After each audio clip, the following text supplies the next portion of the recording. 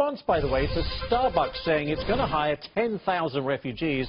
Our next guest says, well, guess what? He plans to hire 10,000 veterans. Welcome back, not welcome back, just welcome. I think this is his first appearance. Black Rifle Coffee Company CEO Evan Hafer. Evan, thank you so much for being here. We did a lot on this story when it was announced that Starbucks said, okay, we're going to hire 10,000 refugees. Okay, fair enough, you're making a statement, probably a reactionary one. Right. But then we said, but what about other Americans who could really use a job? You're saying, what about veterans?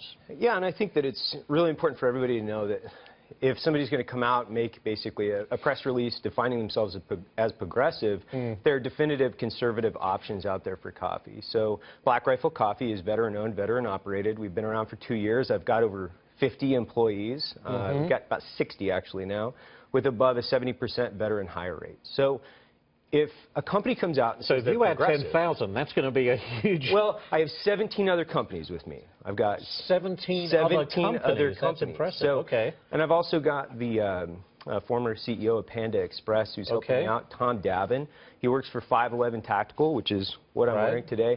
We've teamed up for 24 retail locations, and I've got a plan for another 600 retail locations over the next 6 years. So it's not a joke. All I'm saying is there are real domestic issues versus coming out as defining your company as progressive. We have an opportunity to vote every day with our dollar. Yes. So let's vote it, meaning let's use that dollar to vote for a veteran-owned, veteran-operated conservative company like Black Rifle. Did you have that reaction the moment you heard the announcement from Starbucks? Absolutely.